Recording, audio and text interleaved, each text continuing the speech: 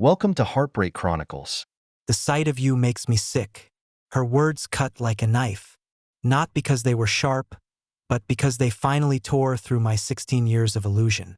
I only replied with 6 words. The charade ends here now. My wife Vivian thought I would cry, beg, break down. What she saw was terrifying calmness. 48 hours later, her entire family's phones were blowing up. Audit notices, frozen accounts, credit cards canceled, investment agreement clause 12 activated. What have you done to us? Nothing at all. Just returning the game you've been playing for 5 years, exactly as you played it. With interest.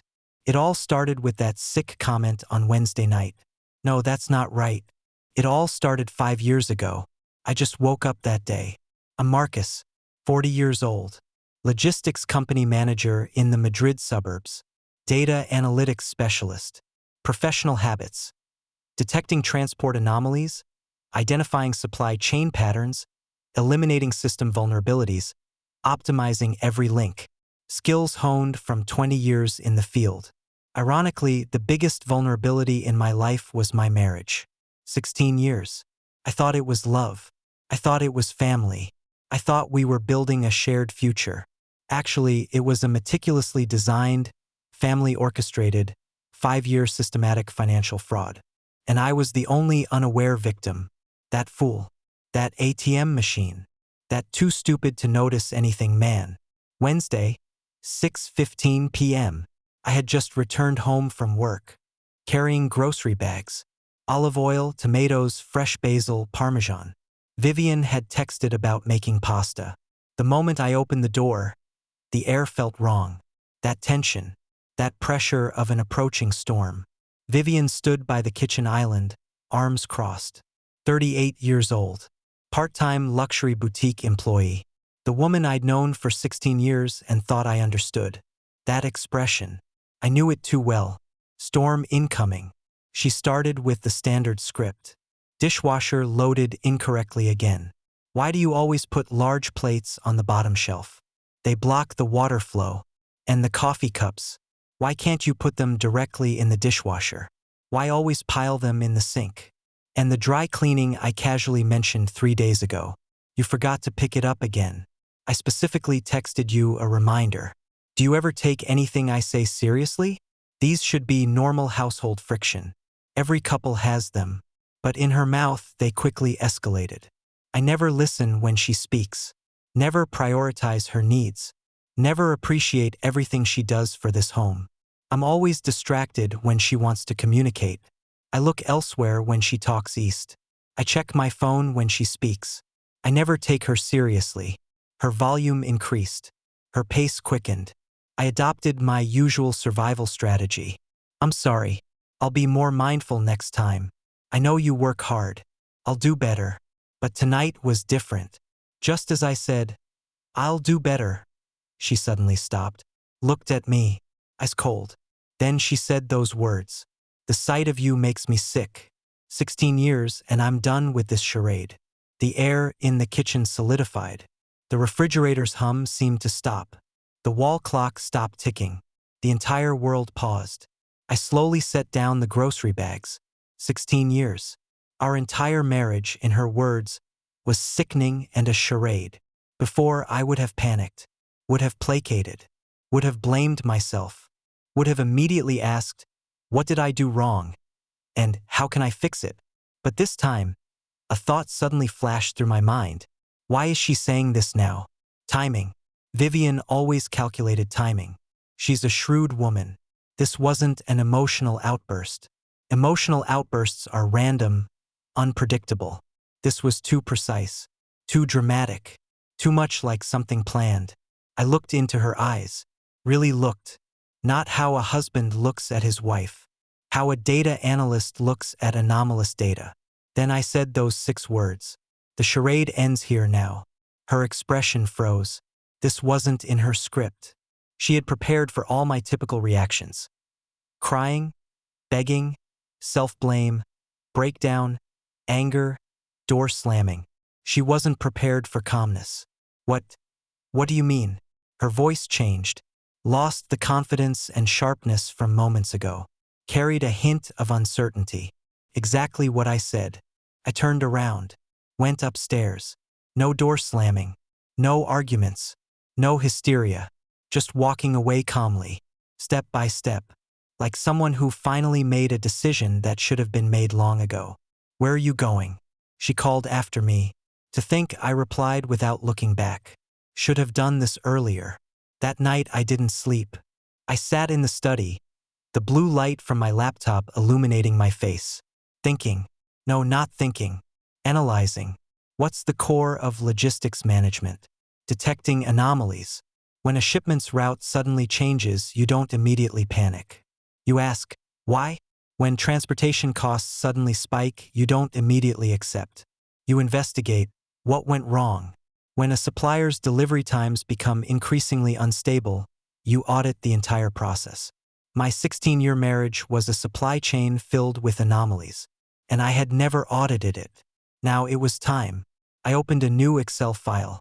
Title: Marriage Anomaly Records. Started documenting. The next morning, Vivian was already downstairs brewing coffee, smiling brightly, as if nothing happened. This was her standard operating procedure. I saw it clearly now. Create crisis, emotional eruption, pretend to forget, wait for me to make peace. For 16 years, this pattern worked perfectly, because I always chose peace. Always chose to let it go.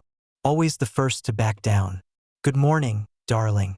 She smiled, offering a coffee cup. "Made your favorite. Toasted bread too." I poured myself coffee. Sat down. "We need to talk about last night." She immediately activated her explanation protocol. "I've already told you I was under too much pressure.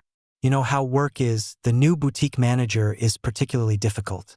And my mother's health hasn't been good lately. I'm worried. So my emotions got a bit out of control last night. You know I didn't mean it. Those words weren't sincere. We've been together 16 years. How could I possibly?" "Enough." I raised my hand, cutting her off. "We both know every word was sincere. Honestly, I'm glad you finally said it." The smile on her face collapsed. All the carefully prepared lines stuck in her throat. She didn't know how to continue. My phone rang. A text message. I glanced at it, then slowly pushed my phone to the center of the table, allowing her to see the screen. From her brother Xavier. "Family dinner. Sunday, 2 p.m. Mom will make her special stew. Dad says he has something to discuss with everyone. Don't disappoint her again. Don't disappoint her again." I looked at this sentence and suddenly smiled. Not a happy smile. The smile of sudden understanding. "Sunday family dinner with your brother," I said, turning the phone toward her. His tone is quite authoritative. Like he's the boss, and I'm an employee who must follow orders.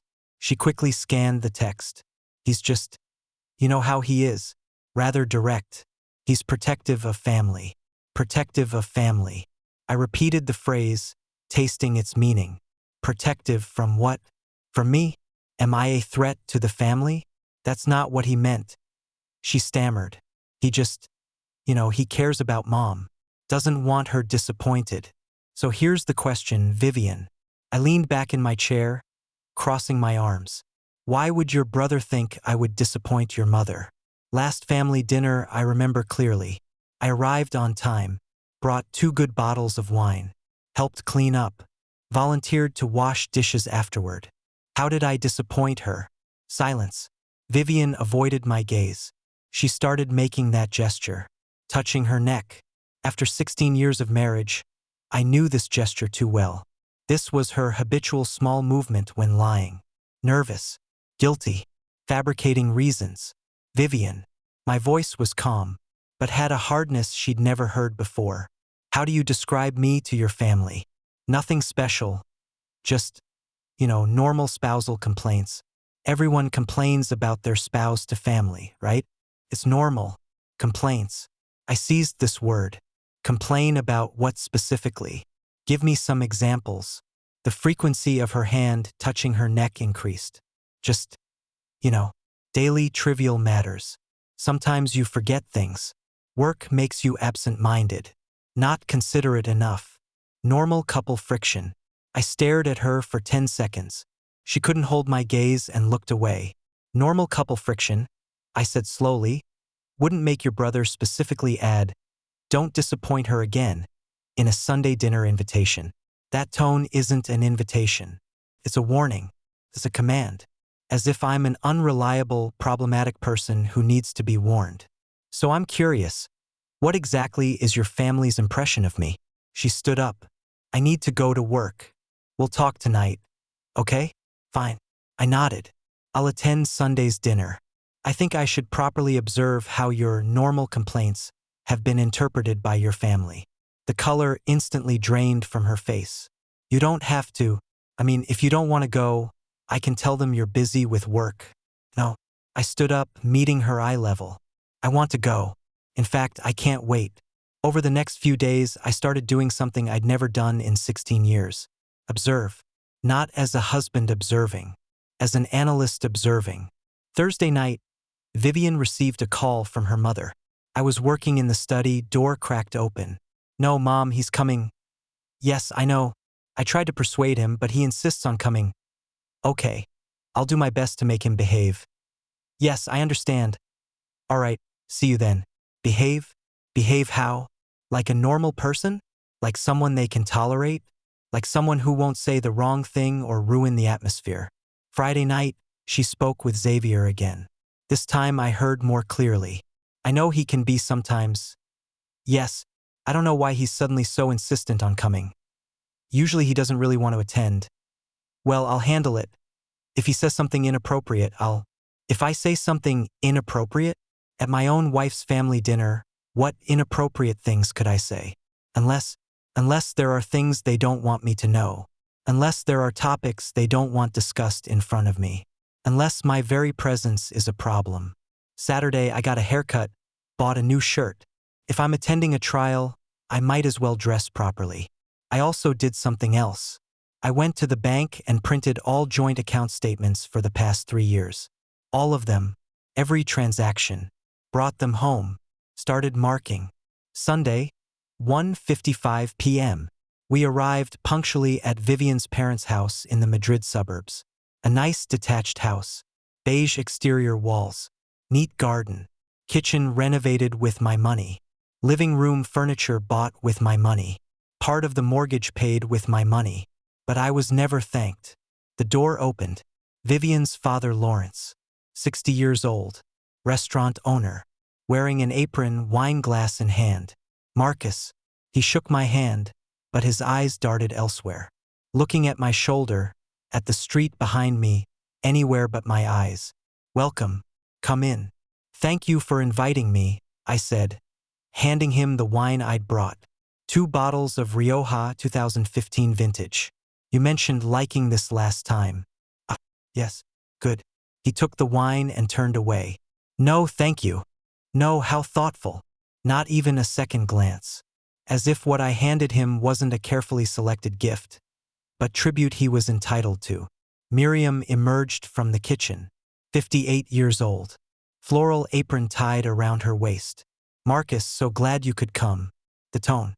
That excessive politeness. Not the warmth for family. The courtesy for a stranger you're forced to tolerate. Like hotel reception greeting a guest. Professional, distant, with a hint of reluctance. Then Xavier. 34 years old. Vivian's brother. Self-proclaimed entrepreneur. In reality, a parasite I supported for 3 years. Marcus. He strode over, slapping my shoulder heavily. That fake friendly gesture. Too forceful, angle too deliberate. "How's work? Still doing that logistics thing?" I've been in logistics management for 12 years. He knew perfectly well. Just last year, he asked if I could introduce him to logistics industry connections, because his startup needed strategic partners. Yet he still asked this way, as if my work was some temporary, insignificant thing. "Going well," I answered. "Just signed a €2.3 million Texas distribution contract. The largest overseas order in company history. Our team prepared 8 months for this project." He completely lost interest. His eyes already wandering elsewhere. "That's good. But honestly, man, real men create tangible things, you know? Not all this paper pushing and number games. I laughed. Not a polite laugh. A genuinely amused one. Tangible things. Like your blockchain startup? He blushed. That's technological innovation. It's the future. People in traditional industries like you wouldn't understand. Probably not, I agreed. I only understand how to move actual products from point A to point B, ensure global supply chains function, make sure goods arrive on time, keep the business world running.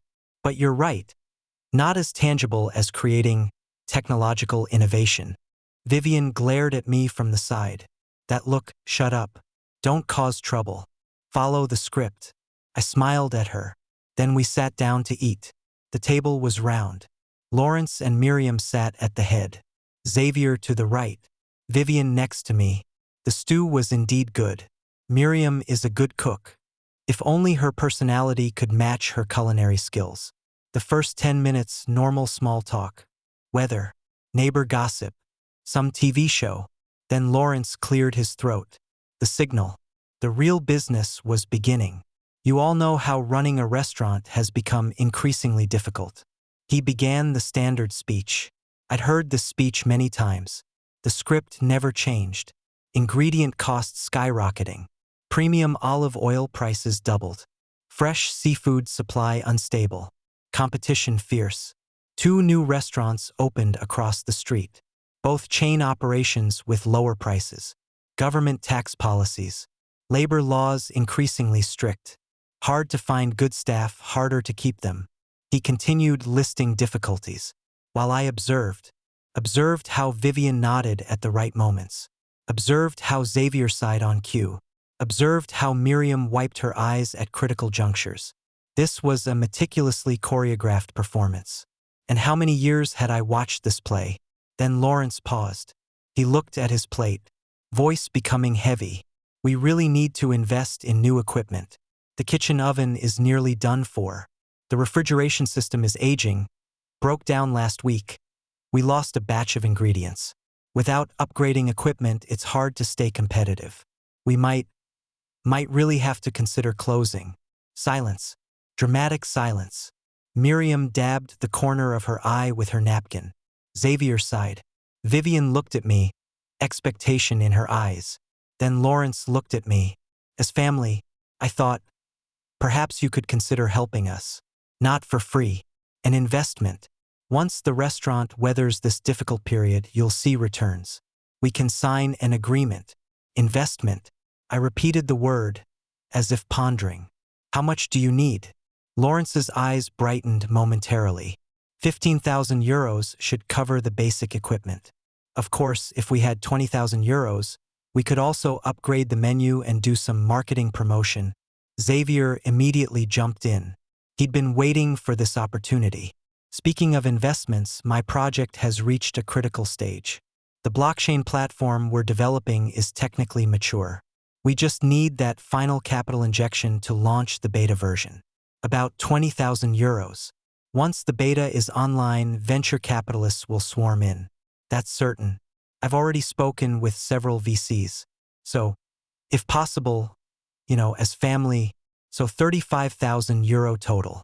I said this very calmly. Yes, Lawrence immediately said. Helping each other as family, right? We won't forget your support. Vivian interrupted, her voice somewhat tense. Dad, now isn't the time to discuss this. We're eating. It's not appropriate. No, I said. I'm very interested in hearing this. I set down my knife and fork, looking around the table. As family. That's an interesting phrase. Do you see me as family? Really? Everyone froze. Of course, Miriam said. But her tone was uncertain. You're Vivian's husband, you're definitely family. Then why, I said slowly, do I feel more like a bank? Not family. An ATM that can be withdrawn from any time. A loan institution that won't refuse. A convenient source of funds. Marcus, Vivian warned. I turned to Lawrence. Last time's 12,000 euros investment, you said was for emergency roof repairs and refrigeration equipment replacement. That was 18 months ago. I haven't seen a single financial report. No receipts. No invoices. Not even a photo proving those equipment were actually replaced. That's because Lawrence began. I turned to Xavier. Your startup. 3 years now. I've invested 45,000 euros. I haven't seen a single product prototype. Haven't seen a single actual customer. Haven't seen a business plan. Haven't even seen your company registration documents. You don't understand how the tech industry operates. Xavier tried to defend. I don't understand many things, I agreed. But I understand numbers. I understand return on investment. I understand basic business courtesy. Like, when someone invests in your business, you should at least let them know where the money went. Like, when someone helps you repeatedly, you should at least say a sincere thank you, not continue demanding more. Like, when someone is your family, you should at least be honest with them, not treat them as a tool. The atmosphere at the table plummeted to freezing. Miriam put down her napkin. Lawrence's face turned ashen. Xavier stared at his plate. Vivian stood up. We should leave. Haven't had dessert yet, Miriam said, voice cold. I think we've had enough, Vivian said, pulling at my arm. Marcus, let's go. I stood up slowly. Thank you for lunch. The stew was truly excellent. I looked at Lawrence. As for the investment, I'll consider it. Carefully consider it. On the drive home, the silence in the car was heavy as lead. After 10 minutes, Vivian exploded. How could you? Humiliating my family like that. Do you know how rude you were just now? I only asked a few simple questions. You know those weren't simple questions. You were implying they're using you. You were accusing them. Implying they're what? She realized she'd slipped up and shut her mouth. You think you're smarter than all of them, don't you? Vivian continued attacking, sitting there coldly judging everyone. Like a judge. Like someone looking down on everyone. No, I said. I thought I was family. But apparently I misunderstood the definition of that word. We didn't speak for the rest of the journey. But my brain was racing. Patterns.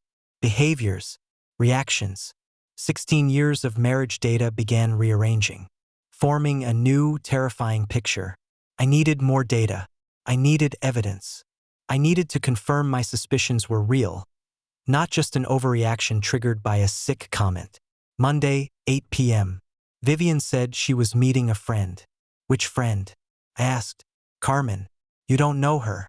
We arranged to have coffee, chat a bit. I need some fresh air. All right, have fun. She left at 8.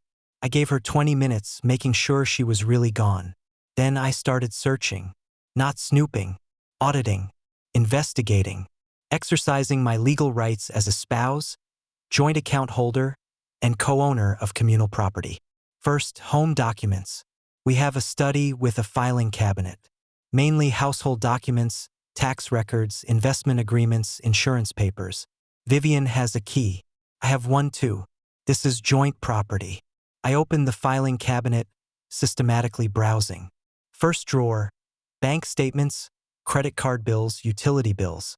Second drawer, insurance documents, medical records, vehicle documents. Third drawer, investment and business documents. I found the investment agreement for Lawrence's restaurant. 25 pages. Legal terminology. I barely looked at details when signing.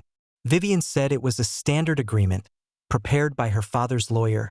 Very routine. I flipped to Clause 12. Clause 12. Investor's audit rights.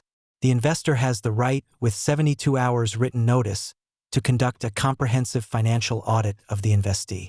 Audit contents include but are not limited to all bank statements, income records, expenditure vouchers, supplier invoices, employee payroll records, tax filing documents. The investee must fully cooperate, provide all requested documents, and allow the investor or designated professional auditor to review all relevant records. I stared at this text. When signing, Vivian said, "This is just a standard protection clause. Dad's restaurant operates transparently. You've nothing to worry about. It's just a formality. But if operations were transparent, why haven't I received a single financial report in 18 months? Why, whenever I ask about the restaurant situation, do I get vague answers and new emergencies?" I took a photo of this page with my phone. Continued browsing. At the very bottom of the folder, I found another folder. Hand-labeled, Restaurant Internal. I opened it. First document, last year's tax filing. Not a copy. The original. Official hacienda stamp. Lawrence's signature. I turned to the income page. Annual gross income, 187,000 euros. Total expenses, 120,000 euros. Net profit, 67,000 euros. I stared at this number, feeling my blood freeze. 67,000 euro net profit. Last year, the same year Lawrence told me the restaurant was barely surviving. About to close, needed my emergency loan to maintain operations. I flipped backward. Previous year's tax filing, 51,000 euro net profit. Year before, 48,000 euro net profit. 3 years. The restaurant had been profitable all along, while I'd been giving emergency loans. My hands started shaking, but I forced myself to remain calm. Take photos. Every page. Every number. Upload to cloud storage. Send to my personal email. Then I saw it. The iPad lying on the couch. Vivian's. She often left it at home. Never locked the screen. Why lock it? I was that reliable, boring husband who never pried. I would never check her things. For 16 years, I never had. Tonight, I did. I picked up the iPad. Screen lit up. No password. On the home screen, WhatsApp icon had a red number in the corner. 23. I opened it. First chat was with her friend Carmen. Indeed, discussing tonight's coffee plans. Second was with her mother. About some relative's birthday. Third, group chat. Named, family. For members, Lawrence, Miriam, Xavier, Vivian. I clicked, started scrolling. The latest messages were from this afternoon. Sent just 2 hours after we left their house. Lawrence. What was wrong with him today? Such a bad attitude. Miriam. I said we shouldn't let him come. Always ruins the atmosphere. Xavier. Does he know something? Those questions were too specific. Vivian. I'm not sure either. He's been strange this week. Asking questions constantly.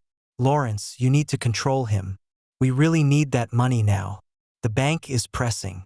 Vivian. I know. I'll handle it. Miriam, maybe we should change approach. Get a formal loan agreement through a lawyer or something. Make him feel more professional. Xavier, or just be more direct. Tell him if he doesn't help, we're finished. Emotional pressure. Vivian, let me think. He's emotionally unstable now. Last week's fight seems to have really affected him. Lawrence, that fight was arranged by you, how could it really affect him? Vivian, I don't know. This time feels different. His reaction is off. Miriam, whatever happens, we need that 35,000 euros. By month's end. Otherwise, there will be real trouble. Xavier, don't worry. The ATM never refuses. In 16 years, when has he ever said no? I stared at that last line. The ATM never refuses. I continued scrolling upward. 1 week ago. Wednesday, 10 a.m. That was the day we had our big fight. But this message was sent in the morning. Our argument happened that evening. Lawrence. Bank needs loan repayment Friday. At least 15,000 euros needed. Delay if possible, but they're starting to threaten. Xavier, my project needs money too. Investors are pushing for progress. Can Marcus give to both? Miriam. He should be fine financially recently. His company gave year-end bonuses last month. Vivian. Problem is he's been thinking too much lately. Last night I saw him checking bank statements. Staring at the computer for an hour. Lawrence. That's not good. He never looks at those. Vivian. I know. I'm a bit worried. Miriam. Then you need to distract him. You know how. Create something else to keep him busy. Vivian, I was thinking, maybe tonight. Xavier. Tonight what? Vivian, a big fight. When his emotions run high, he can't focus on anything else. Works every time before. Miriam. Smart. Then tomorrow you can make up and he'll forget about bank statements. Vivian, right? And I can mention needing new furniture or something. Change the subject. Lawrence. So tonight then. The sooner the better. Vivian. Okay. I'll find an excuse. Dishwasher or something. He has been forgetting things lately, easy to work with. Xavier. Thumbs up, keep the ATM operational. Don't let him short circuit. Vivian. Don't worry. I reread this conversation 3 times. Then read it again. Our argument. That heartbreaking argument. That argument where she said sick, and my entire world collapsed. Was premeditated. Was planned with her family that morning. Was a carefully designed tactical operation, aimed at distracting me from checking accounts so they could continue asking for money. That sick comment wasn't an emotional outburst. It was part of the script. It was what she thought would ensure I'd emotionally break down and forget everything else. And it worked. Just not in the way she expected. I continued scrolling up, forcing myself to look. 1 month ago. Xavier. How's the ATM situation? Vivian, stable. Still paying on time. No questions asked. Very manageable. Xavier, perfect. I might need another 5,000 next week. Vivian. No problem. I'll arrange it. Miriam. Are you sure he won't get suspicious? Isn't the frequency a bit much? Vivian, he won't. He's too dense. As long as I say family needs help, he gives. Never asks details. Lawrence. Thank God he's not smart. Vivian. Haha, indeed. His only talents are moving boxes and signing checks. Thank God he's not smart. His only talents are moving boxes and signing checks. This was my wife's assessment of me. In private. Her real assessment. 3 months ago. Miriam. Has he noticed anything unusual lately? Still behaving normally? Vivian. Completely normal. As dull as ever. Work, home, TV, sleep. Notices nothing. Miriam, good. But still be careful. Don't let him access account details. Vivian, he's not interested in those. I handle all the household finances, he never questions. Perfect arrangement. Lawrence, you're doing well. Keep it up. We all count on this income source. Vivian, I know. Don't worry. As long as I keep playing the good wife, this ATM won't shut down. As long as I keep playing the good wife. 16 years. She was acting. And I was the audience, or rather the prop, not even knowing there was a play being performed. 5 months ago, discussing a family gathering. Lawrence. Must we invite Marcus on Sunday? Honestly, the entire atmosphere is awkward when he's around. Miriam. Agreed. He doesn't converse well. Just sits there saying nothing. Xavier. And those work topics of his are so boring. Who cares about logistics management? Vivian. I know, believe me, I know better than you all. But he's the funding source. Must maintain the relationship. Lawrence. How do you tolerate living with him? Facing that face every day?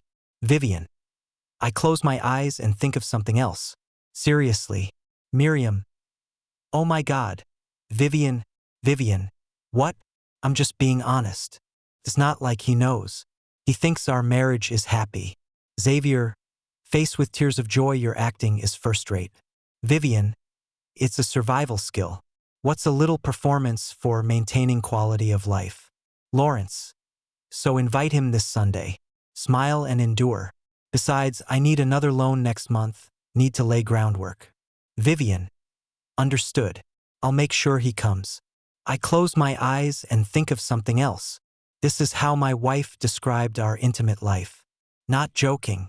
Seriously explaining to her family how she tolerates living with me. 8 months ago. Miriam. Vivian. I've been wanting to talk to you. Are you sure you want to stay with Marcus? You're still young, only 38. You deserve better. Vivian. Leave? Then what? Go where? Do what? Miriam.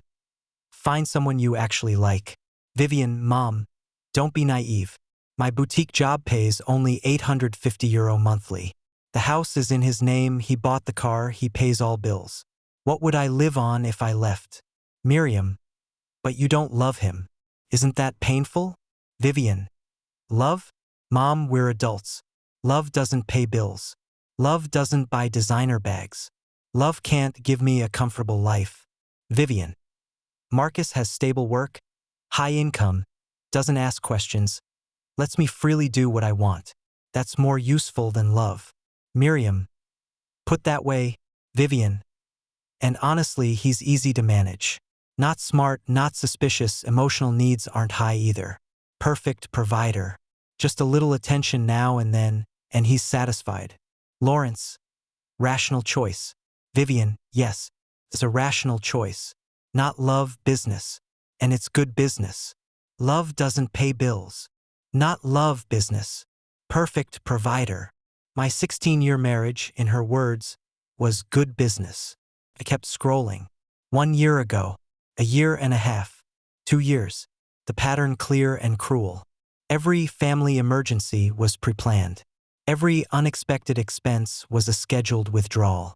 Every time I generously helped family, they mocked my naivety behind my back. They had a fixed strategy. 1. Create emergency. 2. Vivian prepares ground. Puts me in good mood. 3. Collective pressure, family makes requests together. 4. Obtain funds. 5. Celebrate success in group chat. 6. Plan next time. 5 years. This system operated for 5 years. And I was the only unaware person. That ATM machine. That person too stupid to notice. That person who only moves boxes and signs checks. The person making them thank God he's not smart. I screenshot everything. Every message. Every conversation. Every mockery. Uploaded to cloud. Backed up to 3 different emails. Downloaded to encrypted USB. Then I opened my laptop. Created a new Excel file. Title: Financial Audit Vivian and Family. Started entering data. 2 a.m. Vivian still hadn't returned.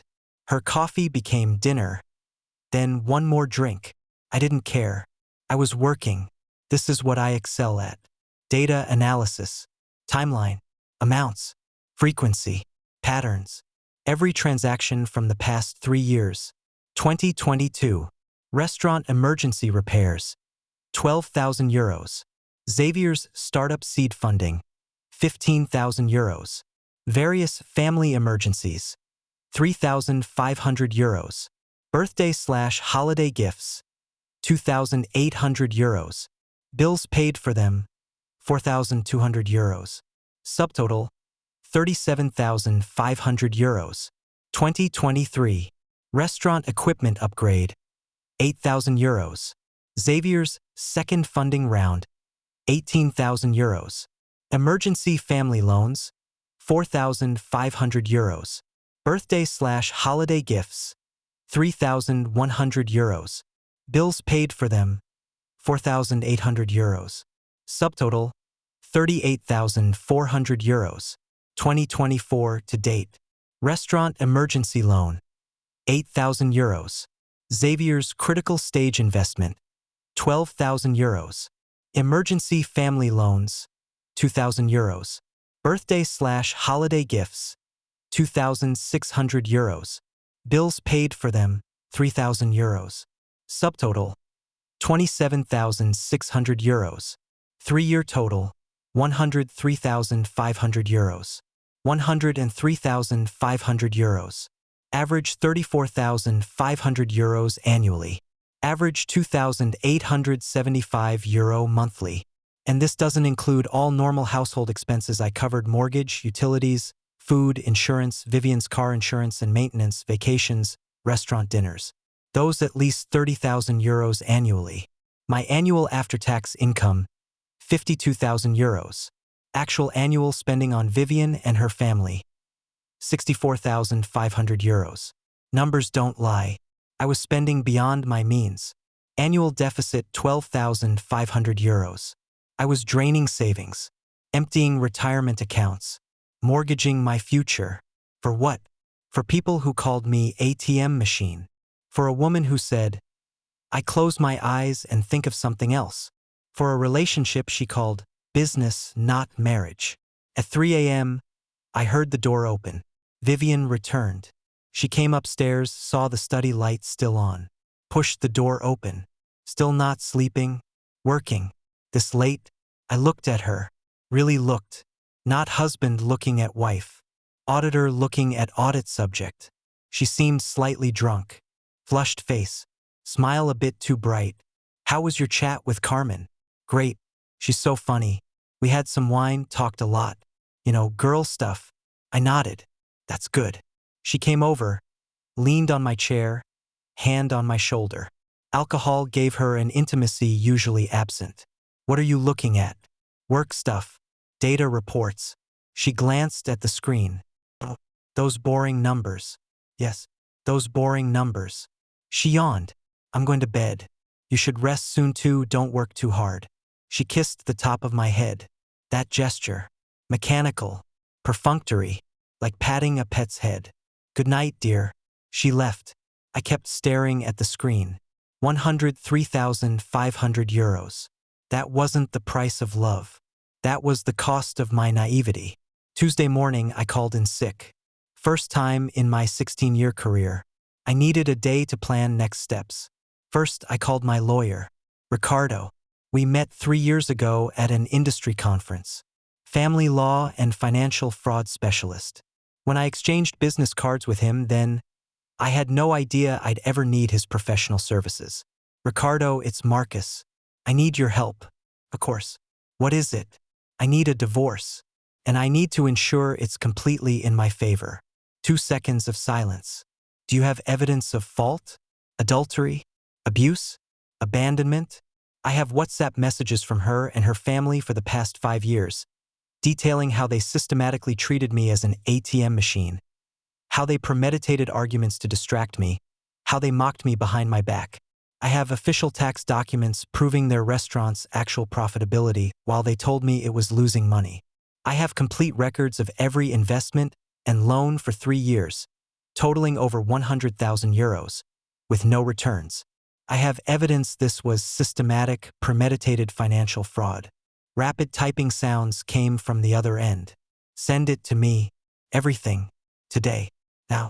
At 3 p.m., Ricardo called back. His voice carried an almost excited professional enthusiasm. Marcus, this is golden evidence. This isn't just a divorce case. This is textbook civil fraud. Possibly criminal fraud too. I know. What do you want to do? I want a clean divorce. 0 alimony. I keep the house, all investments, all retirement accounts. She takes her car and personal items and gets out.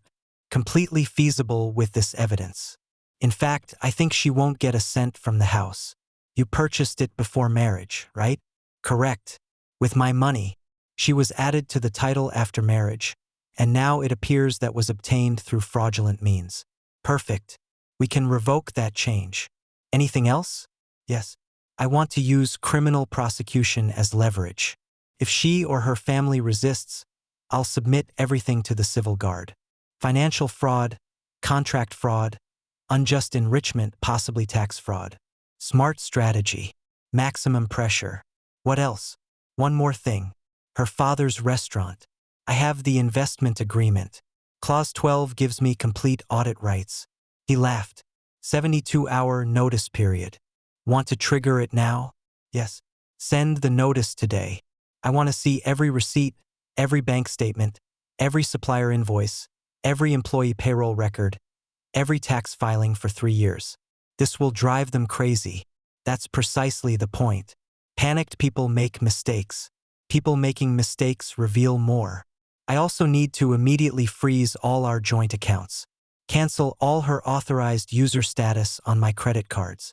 Transfer my income to a new purely personal account. Can do. But this will immediately trigger alarms. She'll know immediately. That's exactly what I want. I want her to panic. I want her to call her family. I want them to discuss countermeasures in the group chat. Then you'll screenshot. Already in progress. Marcus, Ricardo's voice became serious. You seem to be enjoying this process. I'm not enjoying it, I corrected him. But I am enjoying justice. There's a difference. Understood. I need 48 hours to prepare all documents. Can you come to the office Thursday afternoon to sign? I'll be there on time. One more thing, Marcus. What? Stay calm. Don't let her know your plans prematurely. Don't argue. Don't threaten. Just Continue being the Marcus from the past 16 years until everything is in place. And then you can show your true self. Tuesday, 4 p.m. All actions launched simultaneously. Bank received my call. Freeze joint accounts. Reason: account holder suspects fraudulent activity. This is my legal right. Credit card company received my call. Cancel all authorized users. Keep only me as primary cardholder. Payroll department received my email. Change salary deposit account. New account opened this morning, purely personal. Property registry received Ricardo's documents. Request to revoke Vivian's co-ownership. Reason: fraudulently obtained. Evidence attached. Lawrence's restaurant received formal audit notice, issued by Ricardo's law firm, citing Investment Agreement Clause 12, requiring all financial records ready for review within 72 hours. Xavier received formal letter requesting his company provide complete financial records and company registration documents, or I would withdraw all investments and possibly take legal action to recover funds. Final thing: I packed Vivian's luggage. Not angrily tossing things. Neatly, methodically packing. Her clothes, her cosmetics, her shoes, her books, everything belonging to her. 3 suitcases, neatly placed in the hallway. At 6 p.m., Vivian arrived home. She pushed open the door, saw the suitcases. Froze, completely still, like someone hit pause. What is this? Your things. Why are they here? Because you need to leave. Her face transformed from confusion to panic to anger. The entire process took less than 5 seconds. You can't kick me out. This is my home. I live here.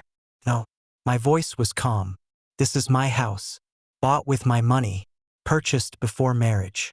Your name was removed from the title deed yesterday. You can't. Legally, you can't do that. I can. I have. Fraudulently obtaining property rights can be revoked. Ask your lawyer. She started rummaging through her bag for her phone, hands shaking. Don't bother, I said. She stopped, looking at me. Your credit cards have all been canceled. You were an authorized user, not the primary cardholder. I have the right to cancel anytime. Our joint accounts have been frozen because I reported suspicious fraudulent activity to the bank. Your income now is just that part-time boutique job. €850 monthly, right? Good luck finding a place €850 can rent. All color drained from her face. Turned paper white. You checked my accounts? How dare you? I checked our joint property. As a spouse, this is my legal right. And I discovered very, very interesting things. Like what? Her voice trembled. Like your father's restaurant actually being highly profitable, not about to close as he claimed. Like you all scamming over €100,000 from me in 5 years. Like the nickname you gave me in the WhatsApp group, ATM machine. Like last Wednesday's argument being a distraction tactic you planned with your family that morning. Like what you told your mother. I close my eyes and think of something else. Like you saying, love doesn't pay bills. It's not love, it's business. The expression on her face changed from white to gray. You looked at my iPad. Your iPad in our shared home without password protection. Messages auto-syncing. You never minded me looking because you thought I was too stupid to notice anything. Your exact words. Remember? Marcus, I can explain. Her voice turned pleading. This isn't. Those messages aren't. No explanations needed. I cut her off. I've seen everything I needed to see. I've taken every action I needed to take. Now you have one choice. Take your luggage and leave, or I call police to forcibly remove you for illegal trespassing in private residence. Just then, her phone started vibrating frantically. Calls, texts, WhatsApp messages. She glanced at the screen. Xavier calling. She looked at me, pleading in her eyes. Answer it, I said. Speakerphone. With shaking hands, she answered. Put it on speaker. What the fuck is going on? Xavier's voice was hysterical, completely losing his usual cool, entrepreneur demeanor. Dad just got an audit notice. I received a lawyer's letter demanding financial records, plus bank notifications about joint accounts frozen. Credit cards stopped too. What did you do to him? What does he know? Why not ask your sister? I said loudly, voice clearly carrying to the phone. Hello, Xavier. Or should I say, hello, entrepreneur? Dead silence from the other end. Lasted a full 5 seconds. I found the messages. I continued. All of them. 5 years worth. The discussions about the ATM machine. The tactical deliberations on how to distract me. The conversations about how you all mocked me for being too stupid behind my back. The records of how you planned each emergency to get money. Everything. Listen, man. Xavier's voice changed, clearly panicked. If there's any misunderstanding, no misunderstanding. I didn't misread your restaurant's actual tax filings either. Profitable for 3 years, right? 67,000 euros, 51,000 euros, 48,000 euros. Making money every year. Yet you were still asking me for emergency loans to maintain operations. In my world, in legal definitions, we call this fraud. That's not. We were just, you have 1 week. I interrupted him. Provide complete financial records for all businesses I invested in. Every receipt, every bank transaction, every tax filing, every supplier contract, every employee payroll record. What if we can't? His voice was faint. If you can't, I'll contact the civil guard to report economic crimes. I'll authorize my lawyer to initiate full civil and criminal proceedings. I'll ensure your entire family is investigated for financial fraud, contract fraud, unjust enrichment, and tax fraud. Your father's restaurant will be audited to the bone by tax authorities. All those years of creative tax handling will be exposed. Your fake company will be exposed for what it truly is. An empty shell with no product, no customers, just a storyteller. And your sister will lose everything due to marriage fraud, possibly with a criminal record. You're insane. You're fucking insane. No, I said. I'm finally awake. Ask your sister. She helped me see clearly. That sick comment was the perfect touch. I hung up. Vivian collapsed onto the sofa, covering her face with her hands. Started crying. Not that performative, manipulative crying. Real crying. Desperate, broken sobbing.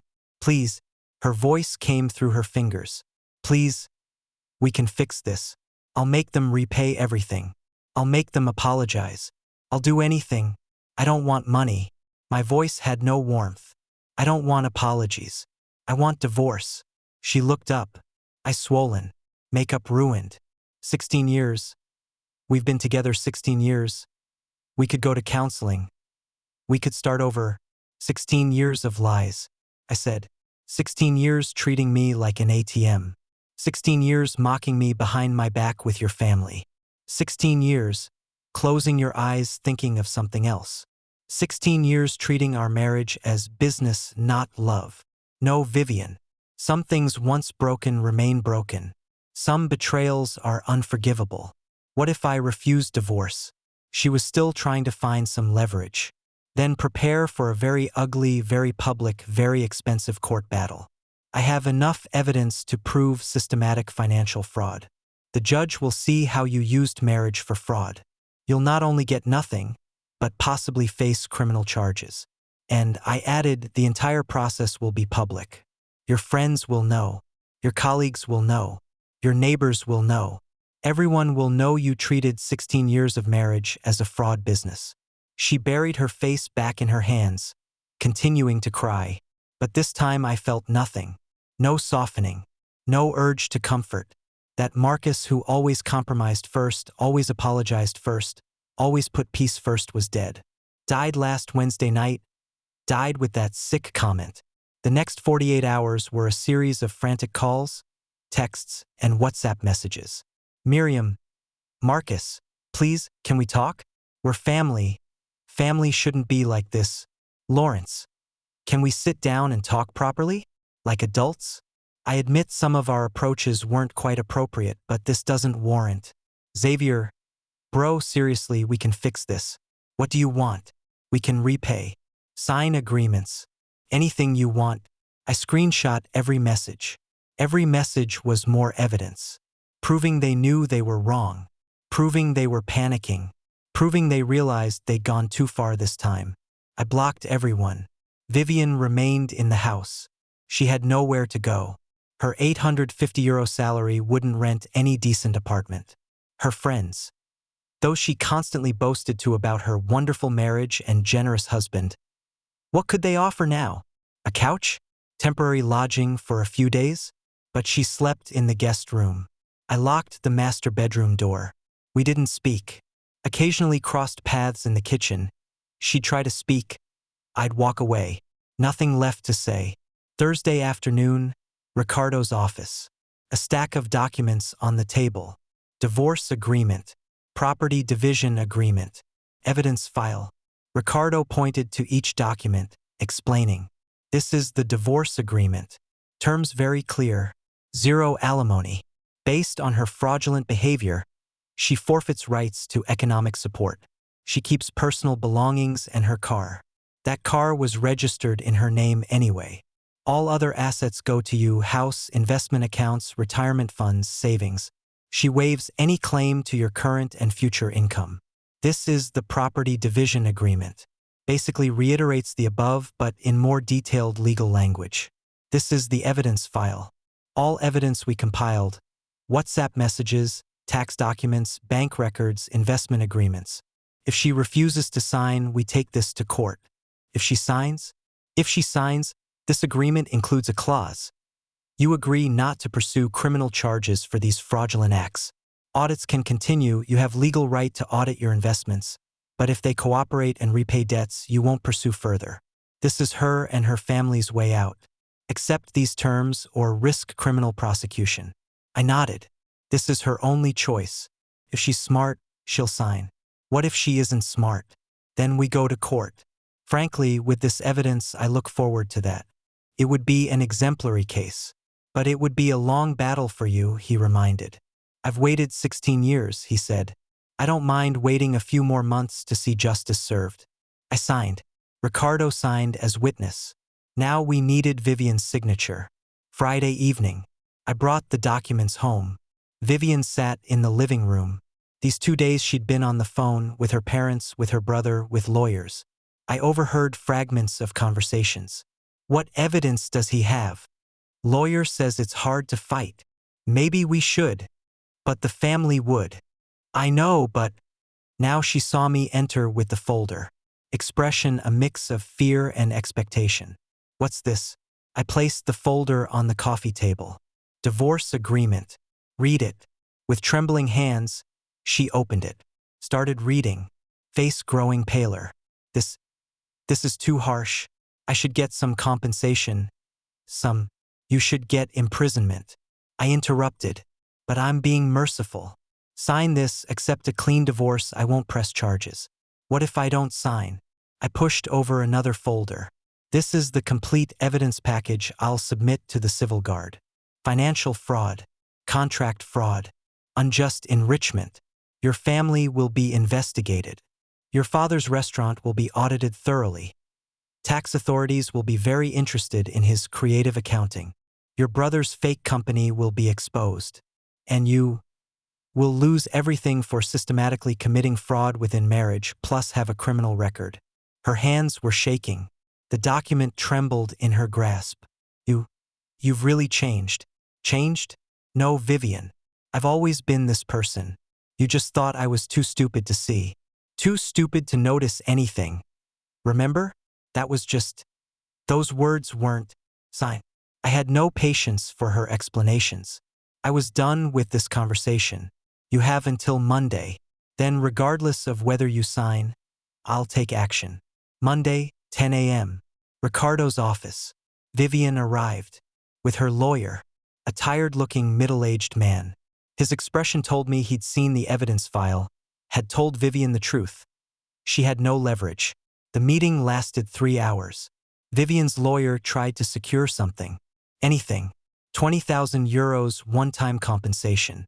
10% of the house value. Partial retirement funds. Ricardo just needed to open the evidence folder. Point to those WhatsApp messages.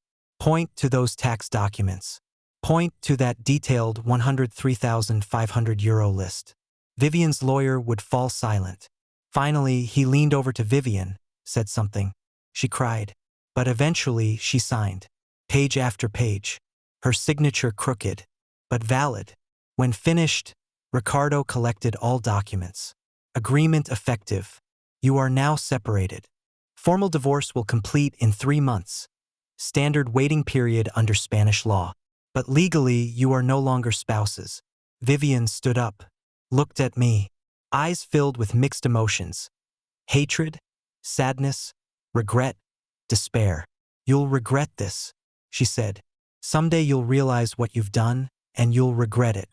Perhaps, I said, but not more than I regret wasting 16 years on someone who treated me like an ATM. She turned and left. That was the last time I spoke to her. 3 months later, divorce officially completed. Judge signed the final decree. Vivian Moreno, no longer Vivian Garcia, my surname. She returned to her maiden name, though that family isn't doing well now, because audits continue. Initially, they tried to resist. Lawrence's lawyer sent letters claiming the audit request was harassment, claiming Clause 12 invalid, claiming I had no right. One call from Ricardo shattered all these. The investment agreement was valid. Lawrence signed it. Terms clear. 72-hour notice provided. Court upheld my audit rights. When they realized I wouldn't back down, that law was on my side, they started cooperating. But too late. Audit results were worse than expected. Restaurant. 3-year average annual net profit. 55,000 euros. Claimed status. Barely surviving/losing money. Emergency loans requested from me. 28,000 euros. Actual returns I received. 0 euros.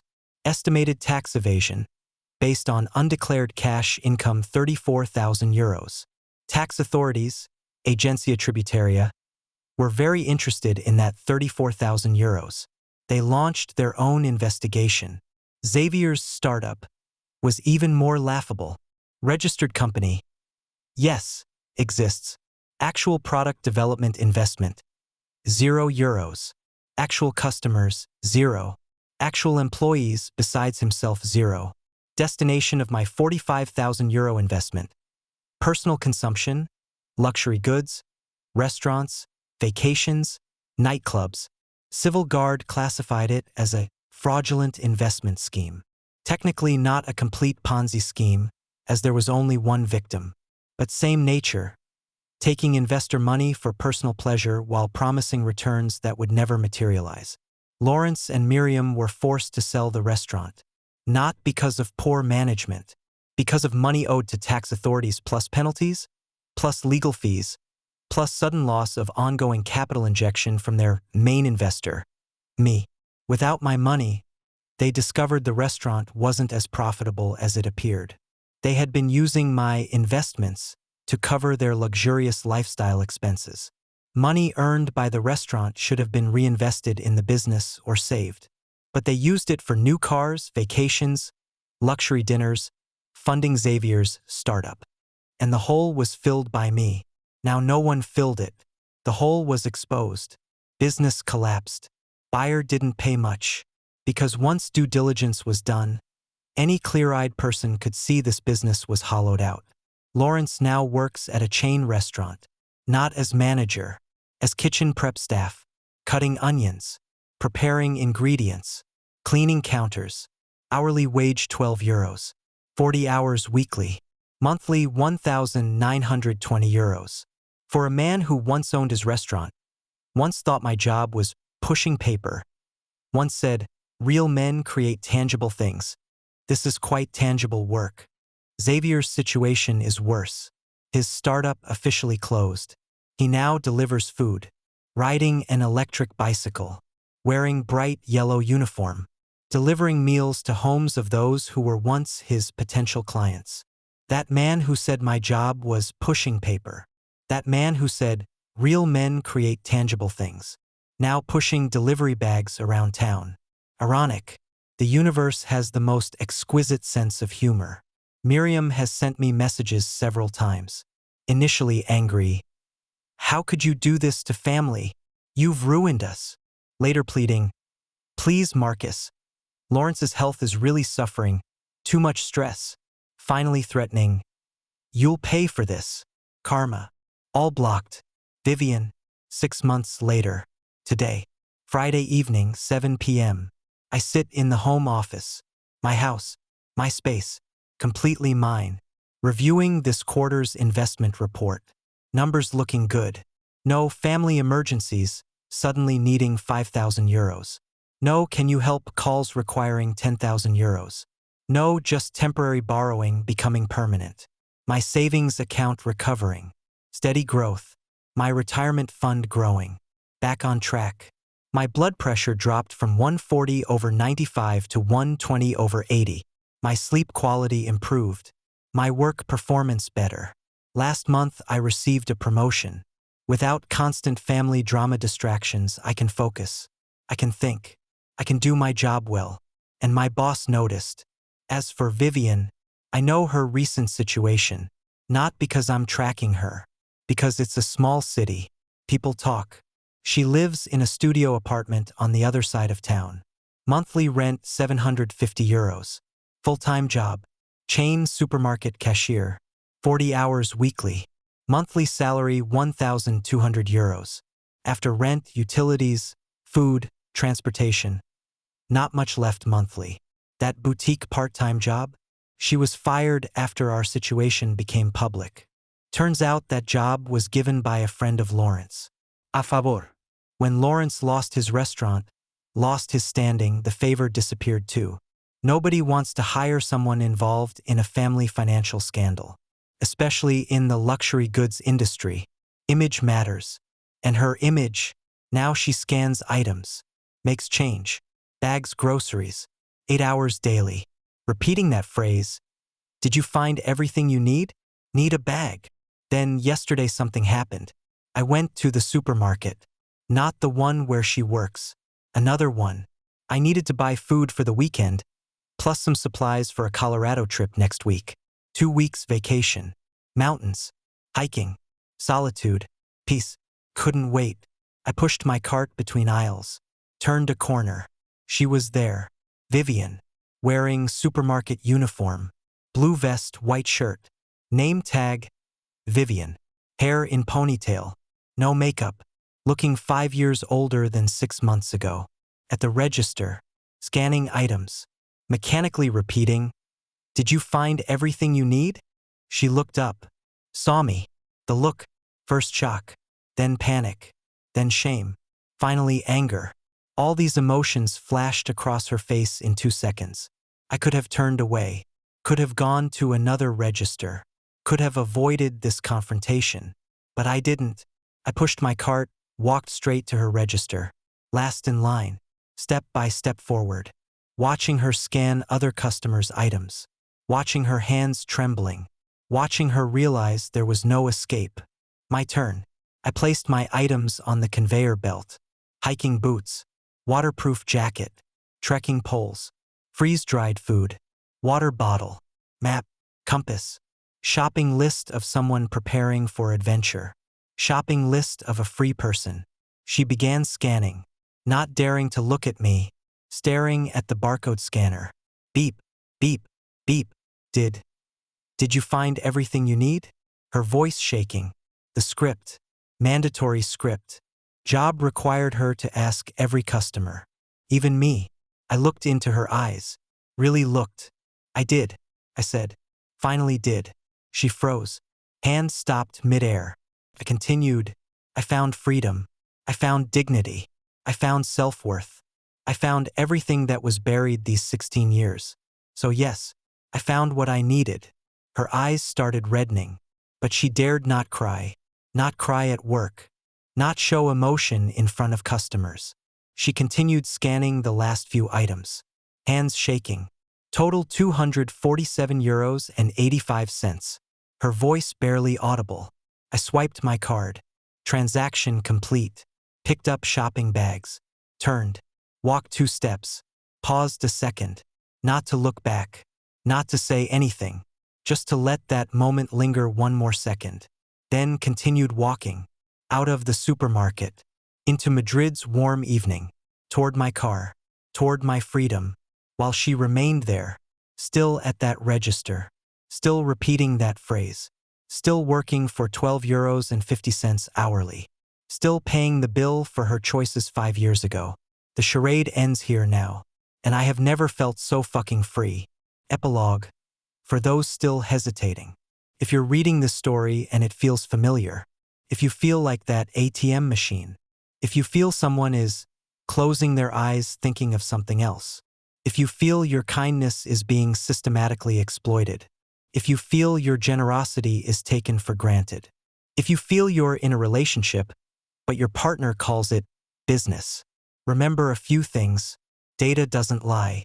Bank statements don't lie. WhatsApp records don't lie. Your intuition doesn't lie either. If something feels wrong, it probably is.